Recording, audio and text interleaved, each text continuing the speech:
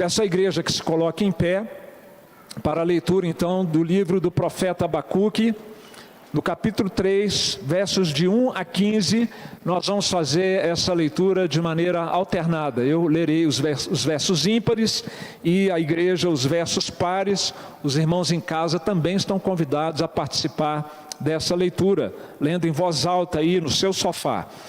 Oração do profeta Abacuque sob a forma de canto. A igreja.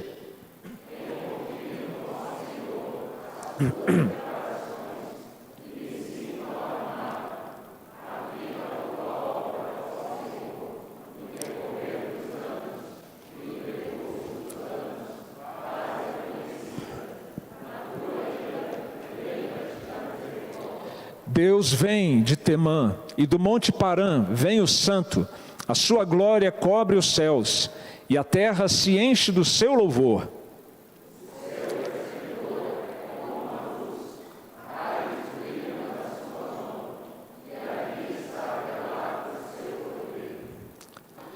Adiante dele vai a peste, e a pestilência segue os seus passos.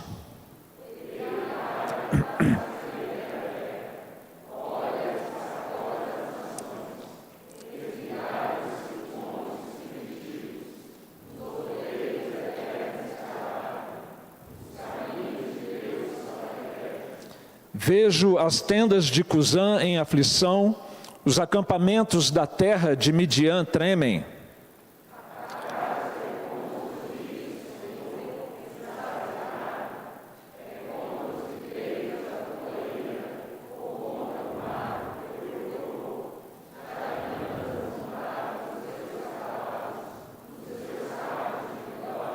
Tiras a descoberto o teu arco e farta está a tua aljava de flechas. Tu fendes a terra com rios.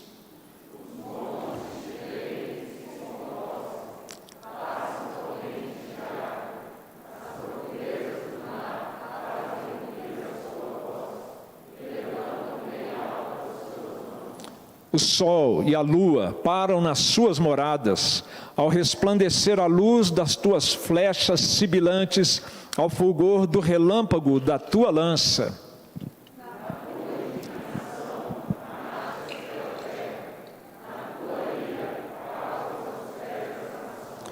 Tu sais para salvamento do teu povo, para salvar o teu ungido, feres o telhado da casa do perverso e lhe descobres de todo o fundamento.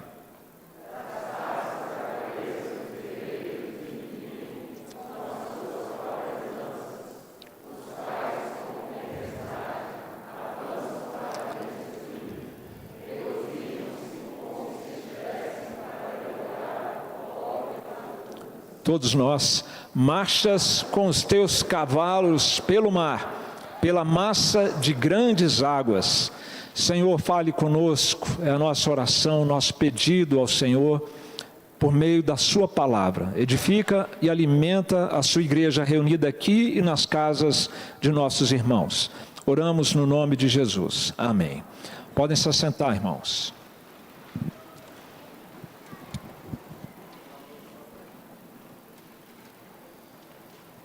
Eu queria iniciar a nossa exposição do texto bíblico nessa noite, perguntando para você o quanto o seu relacionamento com Deus tem sido suficiente para manter você contente em todas as fases e dificuldades, fases boas ou ruins, dificuldades ou vitórias que a vida tem trazido para cada um de nós. Antes, quando a gente fazia uma pergunta como essa, a gente imaginava assim, bem, alguns vão estar atravessando bons momentos, outros vão estar atravessando momentos difíceis. Hoje em dia a gente sabe que todo mundo está atravessando momentos difíceis, não está fácil para ninguém, né? Esse momento, e não é só aqui, é no mundo todo, essa situação desta pandemia, que já cansou todo mundo, mas ela não cansou da gente, ela continua aí para nos dar bastante trabalho. Então é uma pergunta que se torna bastante atual e que fala da experiência universal de todos nós, de termos que lidar com situações desagradáveis, situações que não gostamos e que muitas vezes abatem, derrubam, A pergunta então é essa: seu relacionamento com Deus tem sido suficiente para manter você encorajado, firmado na sua vida emocional, na sua saúde física e espiritual? Não só a questão da pandemia, do isolamento que alguns ainda estão observando, mas quando há outras doenças, quando há morte na família, como você tem lidado com isso? Quando há problemas de relacionamentos familiares, relacionamentos na igreja, como você tem lidado e administrado essas questões? Apertos financeiros, desemprego, parentes que estão distantes dos caminhos do Senhor, às vezes um filho, uma filha, o marido ou a esposa.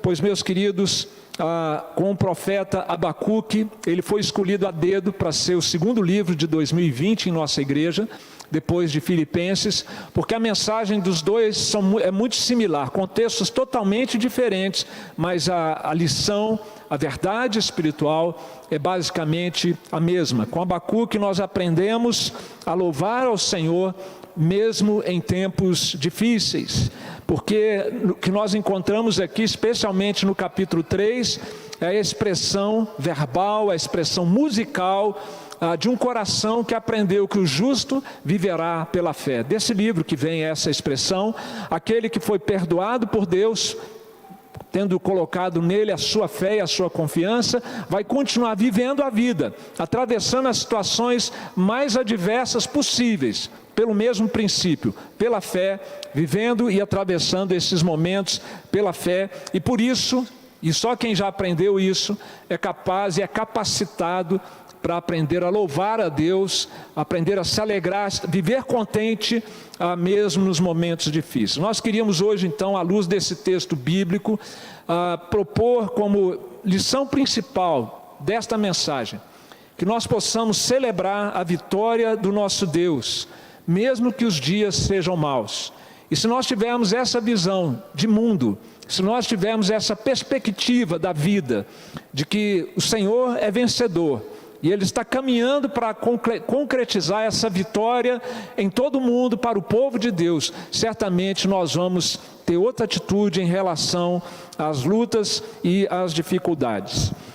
O livro do profeta Abacuque, a gente tem falado vez após vez aqui para vocês, que ele trata de um dilema existencial que é fundamental. Como Deus reage diante do mal? Como Deus lida com o mal que sobrevém à humanidade, com o mal que sobrevém ao povo dele de uma maneira particular? Deus não faz nada? Deus não responde às orações quando a gente passa por lutas e dificuldades? Quem aqui nunca ficou intrigado com essa questão? Nunca teve que lidar com essa questão?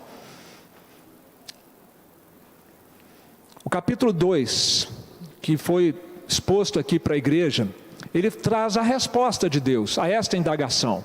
O profeta perguntou isso para ele e Deus então respondeu, dizendo: olha, vai acontecer o seguinte, com esse povo que está chegando aí com bastante crueldade, os caldeus ou os babilônicos, que vão produzir um enorme estrago na nação de Israel, mas eles vão pagar por isso.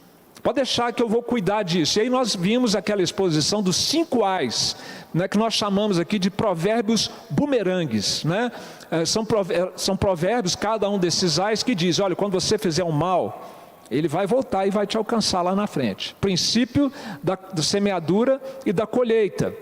E quando então Abacuque, depois de toda a perplexidade que ele passou, ele recebe essa diretriz, essa resposta divina, e ele aprende com Deus o princípio da fé, ele então agora vai escrever um cântico de louvor a Deus, um hino de louvor ao nosso Deus, um poema. E não é um poema para ficar guardado na gaveta e mostrar para os amigos. Os profetas tinham um protagonismo muito especial no culto, no templo. Esse aqui é o capítulo 3, o poema do capítulo 3, ele foi cantado no templo judaico. Ele foi escrito para esta finalidade. Veja que no primeiro versículo está assim: oração do profeta Abacuque sob a forma de canto. E o último versículo, ao mestre de canto para instrumento de cordas, no verso 19. Então, meus irmãos, nós vamos falar de algumas coisas aqui hoje à noite, difíceis. Esse é um texto difícil de ser pregado. Ele trata de um tema desconfortável para cada um de nós, e especialmente se a pessoa não tem nenhuma familiaridade com a Bíblia, com a fé cristã. É um tema incômodo, muito incômodo, mas o que nós temos aqui nesse capítulo não é doutrina pura, é doutrina em adoração, é para ser cantado, é para se admirar de quem Deus é e do que Ele faz, de como Deus conduz as coisas nesse mundo. É letra e música, considerado um dos mais belos cânticos do Antigo Testamento. Pena que a gente não sabe hebraico, né, fluentemente, para apreciar os detalhes técnicos que há aqui nesse texto em relação ao idioma hebraico, na poesia hebraica. Uma estudiosa da Bíblia chamada Henrietta Mears, ela diz que Abacuque é o profeta que canta dentro da noite. Tudo a ver com o contexto que nós, portanto, estamos vivendo. E esse aqui, meus irmãos, nós poderíamos intitulá-lo de o poema da marcha divina. É Deus marchando sobre a terra, é Deus marchando sobre as águas, e o lugar de Deus, em princípio, não é nem na terra e nem nas águas, é nos céus. Mas Deus vem, Deus desce, Deus intervém, e Ele marcha numa caminhada garbosa, numa caminhada vitoriosa. Ele para, todos o observam, Ele sai em favor do seu povo. Os verbos de movimento estão muito presentes aqui nesse texto bíblico. E é interessante que o livro começou com a pergunta a Deus: Deus, até quando o Senhor vai tolerar essa situação dentro do seu povo? Até quando o Senhor vai permitir essa corrupção toda em Israel? Verso 2 do capítulo 1. Até quando clamarei eu e tu não me escutarás? Gritar-te-ei violência e não salvarás. A pergunta era essa: até quando Deus ia deixar o povo de Deus sem salvação, sem fazer nada? E Deus então responde, e como responde nos ais do capítulo 2, e agora o profeta então ele verbaliza essa visão da ação de Deus no mundo em favor do seu povo e contra os seus inimigos nesta poesia que nós temos aqui diante de nós. E interessante que no verso de número 3 do capítulo 3, Deus vem de Temã, e do monte Parã vem o santo. Essa é uma informação geográfica, histórica, que é interessante a gente saber. Porque, na verdade, o problema que Israel estava enfrentando, naquele momento não era com Temã nem com Parã, mas era com os caldeus, que vinham de uma outra região.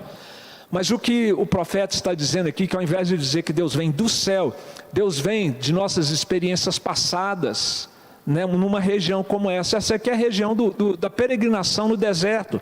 As 18 paradas de Israel no deserto foram nesta região de Parã, onde tinha esse monte. Então o profeta está dizendo assim: eu olho para trás e vejo o que Deus já fez por nós, e vejo Deus vindo sempre em favor do seu povo. Deus tem estado sempre presente, atuante, para proteger, para cuidar do povo que Ele escolheu. E isso me leva a cantar e a imaginar que no futuro nós vamos superar essa situação horrorosa que está para acontecer com o povo de Deus sobre a batuta cruel do povo caldeu. Deus está vindo, meus irmãos. E quando o Senhor vem, Ele vem para libertar e abençoar o seu povo. Pode parecer que não, mas citando aqui o pensamento muito oportuno de James Packer, Deus está completamente no comando do seu mundo. Sua mão pode estar escondida, mas seu governo é absoluto. E o texto fala do poder de Deus escondido, no verso de número 4. O seu resplendor é como a luz, raios brilham da sua mão, e ali está velado o seu poder. A gente olha para uma situação como essa de pandemia e pensa assim: puxa, mas e aí, Deus? O Senhor que mandou isso? Até quando vai? Qual que é o seu propósito? Nós não sabemos, nós não enxergamos. Mas a mão de Deus está por trás disso tudo. O poder de Deus está velado, escondido, atrás disso tudo. Mas isso não quer dizer que Deus não está governando. A nossa confissão de fé, no capítulo que trata de Deus e da Trindade, sob esse controle e essa soberania de Deus, nos diz: Deus, a Trindade, é a única origem de todo ser. Dele, e por Ele, e para Ele, são todas as coisas. E sobre estas coisas, Deus tem soberano domínio para fazer com elas, para elas e sobre elas, tudo quanto Deus quiser. Deus vem marchando, soberano, controlando, governando todas as coisas. E era o que estava acontecendo exatamente naquele momento de crise para a nação de Israel. E o que Deus faz como rei soberano sobre o nosso mundo? Ele pode ser um rei distante, escondido dos nossos olhos, mas Ele não é um Deus omisso, Ele não é um Deus distante nem inativo. O nosso breve catecismo nos esclarece quanto a essa ação divina. Como exerce Cristo as funções de rei? Como é que Deus, na pessoa do seu Filho, governa e controla o nosso mundo? Cristo exerce as funções de rei, sujeitando-nos a si mesmo, governando-nos, protegendo-nos, contendo e subjugando todos os seus e os nossos inimigos. Como é bom servir a um rei assim, soberano, que tem tudo sob o seu controle, que tem por nós um amor tão grande e um cuidado tão especial.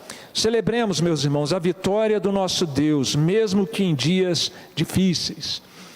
O que nós vamos ver agora, ao entrar propriamente no poema cantado de Abacuque, são duas verdades secundárias, meus irmãos, que devem nos fazer louvar, glorificar a Deus. A primeira delas: louvemos o nosso Deus pela sua justa ira.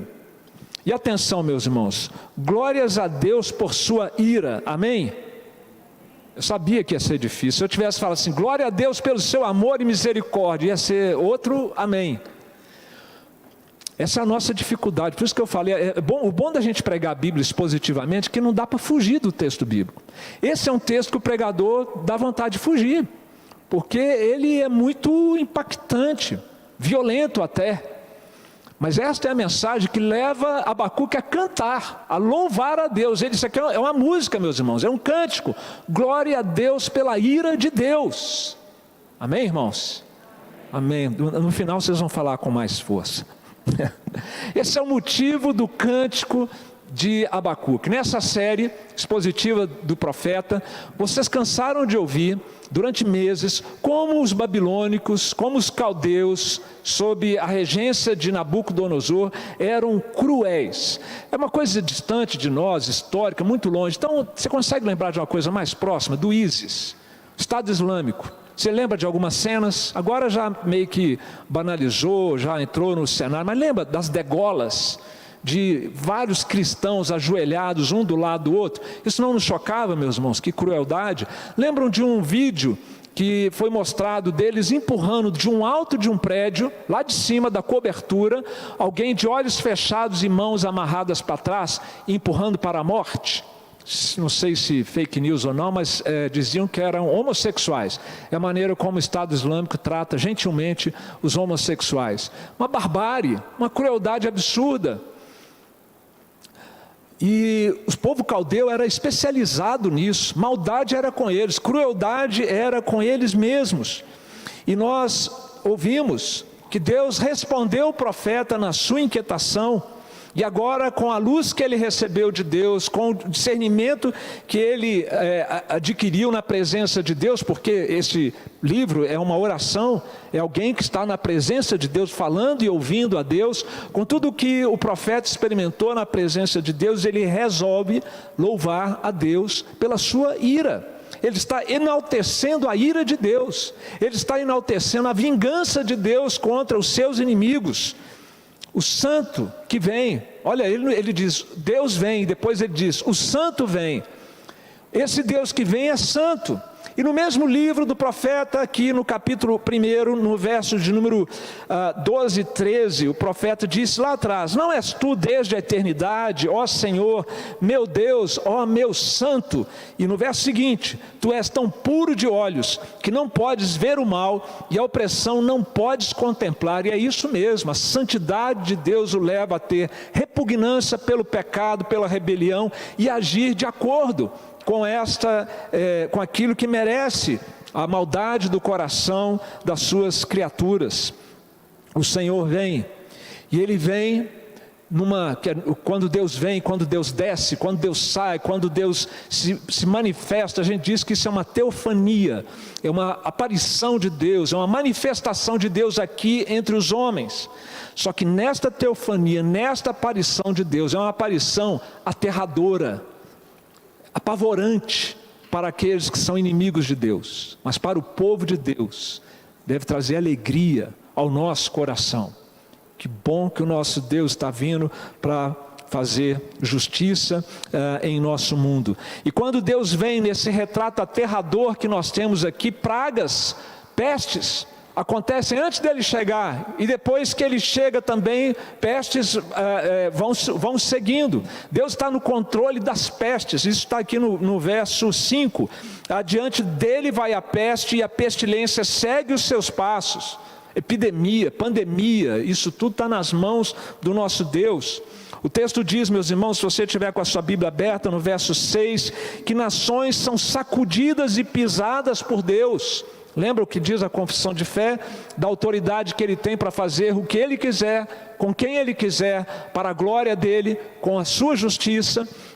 Ele para e faz tremer a terra. A criação toda é abalada pelo Criador.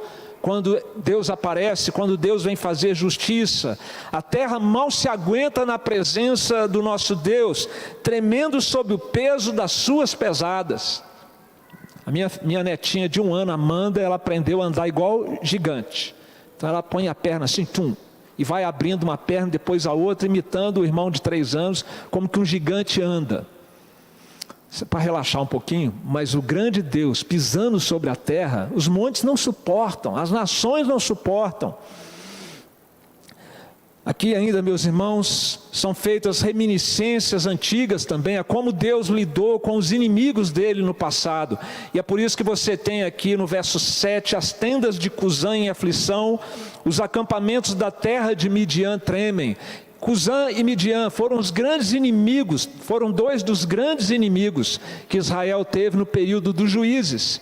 E Deus levantou juízes e libertou o povo desses seus inimigos.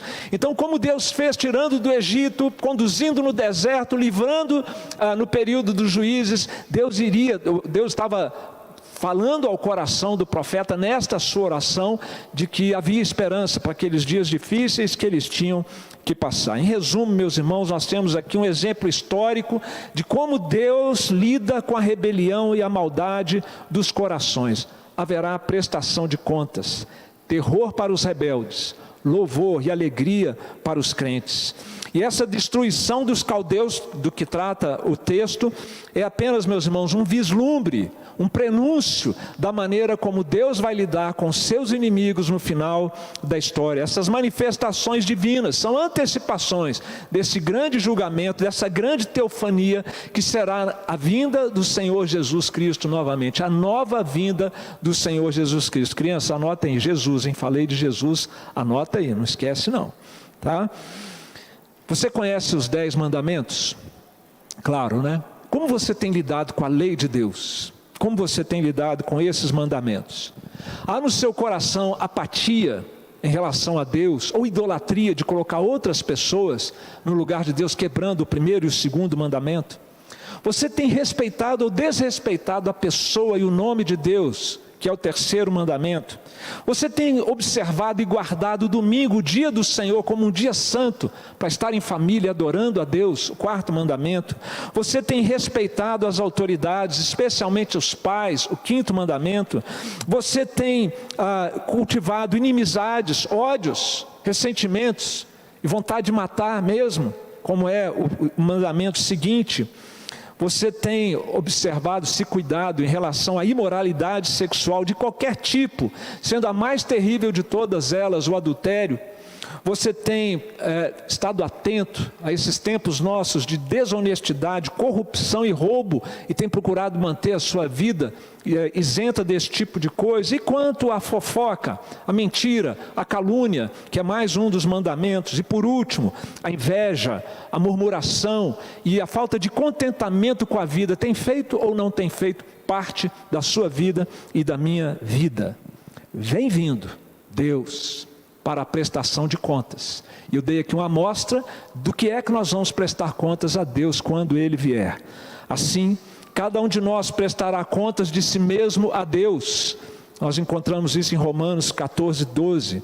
Porque importa que todos nós compareçamos perante o tribunal de Cristo, para que cada um receba, segundo o bem ou o mal que tiver feito por meio do corpo. 2 Coríntios 5,10. Deus é justo juiz, Deus que sente indignação todos os dias. A ira de Deus, glória a Deus por sua ira, justa ira, contra a maldade, a rebelião dos nossos corações em relação à sua lei. Sabe por que devemos dar glória a Deus?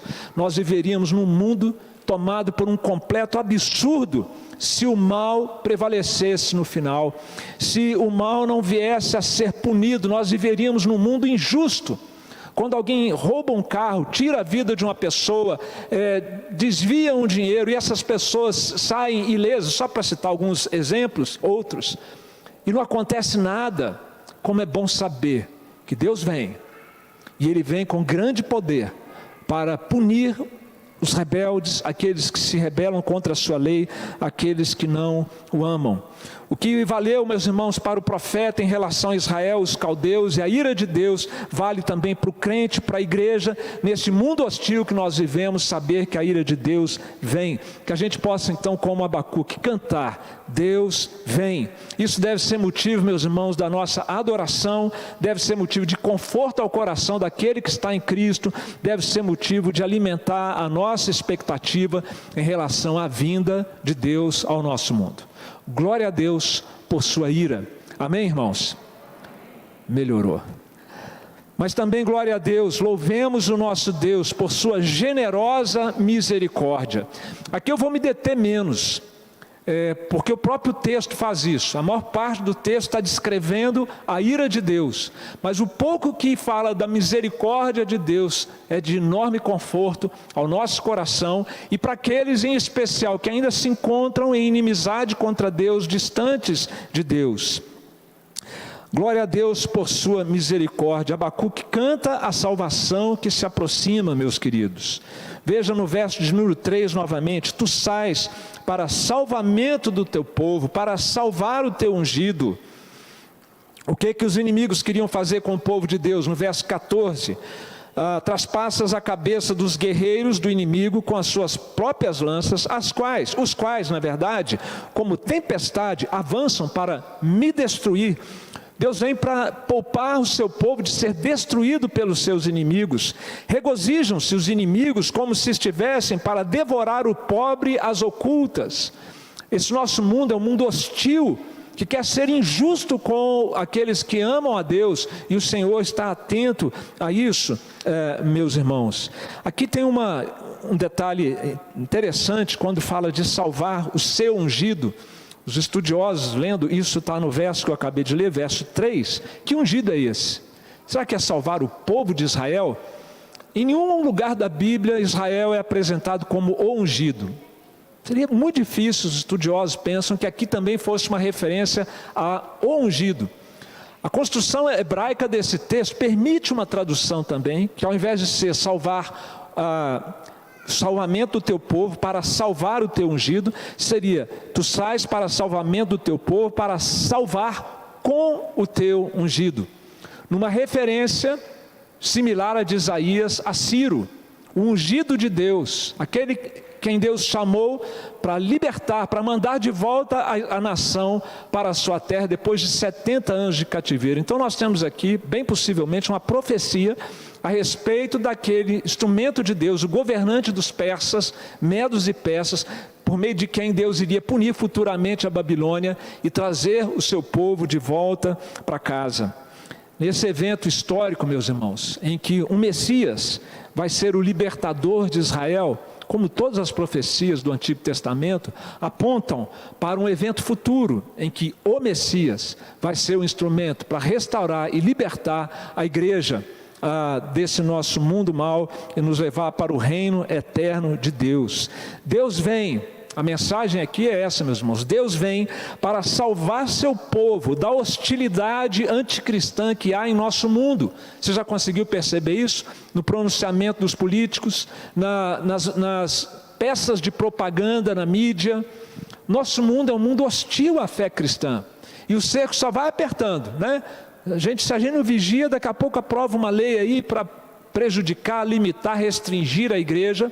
Vários países, os cristãos estão em grande perseguição, mas saber que o Senhor vem para salvar o seu povo dos seus inimigos, talvez para nós isso seja uma coisa mais distante, mas se a gente estivesse num país islâmico, se a gente estivesse num país de forte perseguição religiosa, a gente ia sentir uma paz muito grande com esta verdade.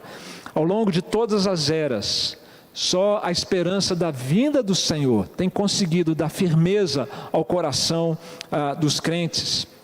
O fim que Deus tem em vista, meus irmãos, para esse grande dia, diz a nossa confissão de fé, é manifestar a sua glória, a glória da sua misericórdia na salvação dos eleitos, assim como a sua glória na punição dos réprobos, aqueles que são reprovados diante de Deus.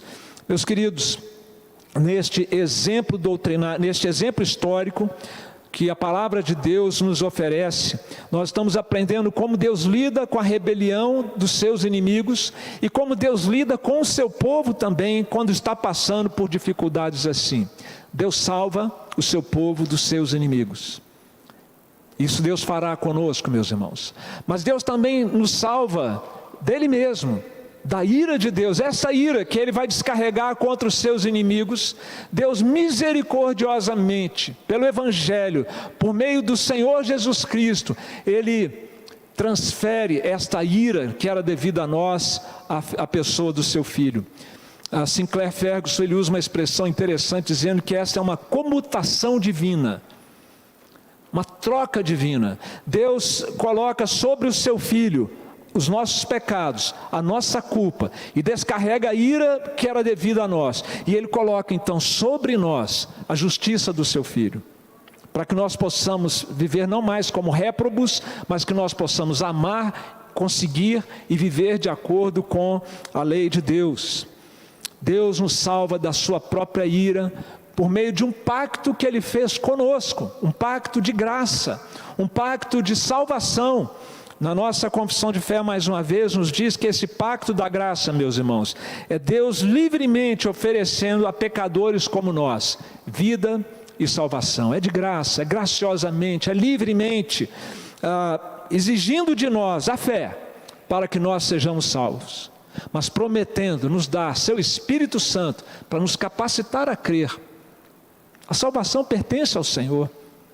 Ele elege, ele envia o Filho ressuscita, ele nos chama pelo Evangelho, ele nos dá o Espírito Santo, nos regenera, nos capacita a crer, nos capacita a arrepender e nos salva. Há uma participação nossa no arrependimento e na fé, mas até essa participação Deus graciosamente nos ajuda. Meus irmãos, nós somos salvos pela fé na obra de Cristo por nós. Isso vem do livro do profeta Abacuque: o justo viverá pela fé. É pela fé, meus irmãos, que nós experimentamos a misericórdia de Deus. Glória a Deus pela sua misericórdia. Amém, irmãos? Glória a Deus. A sensação aqui é que os irmãos estão meio tímidos, mas não é a máscara. Eu sei que é a máscara que atrapalha um pouquinho. Sabe por quê, meus irmãos, nós devemos louvar a Deus pela sua misericórdia? Porque nosso mundo seria um mundo desesperador se o mal um dia não pudesse ser perdoado. Se nós estivéssemos fadados à condenação da justa ira de Deus. Nós podemos dar graças a Deus pela sua ira que faz deste mundo um mundo justo ao final, e podemos dar graças a Deus pela sua misericórdia que nos permite escapar da justa ira de Deus. E se a base desse socorro divino fosse o merecimento, nós estávamos realmente em maus lençóis, sem solução. Mas a base deste socorro, a base deste perdão, não é o nosso merecimento, não é o nosso esforço, não são os nossos méritos, mas são os méritos de Cristo, nessa comutação divina, nessa troca divina, em que nós somos simplesmente passivos, sendo extraídos de nós a nossa culpa e sendo colocada em nós a santidade, a vida de Deus em nós. Que a igreja, meus irmãos, possa, portanto, diante deste cântico de louvor, estarmos confortados e atuantes, falando desta misericórdia que permite às pessoas escapar da ira de Deus. Cantemos, Deus vem, que isso seja motivo, a vinda do Senhor, motivo de adoração, de conforto e de expectativa nos nossos corações. Celebremos, meus irmãos, a vitória do nosso Deus, ela é certa. Celebremos essa vitória, mesmo que os dias sejam maus, e fazendo isso, os dias serão mais suportáveis, teremos mais resiliência, mais capacidade, porque tudo podemos naquele que nos fortalece. Que Deus nos abençoe.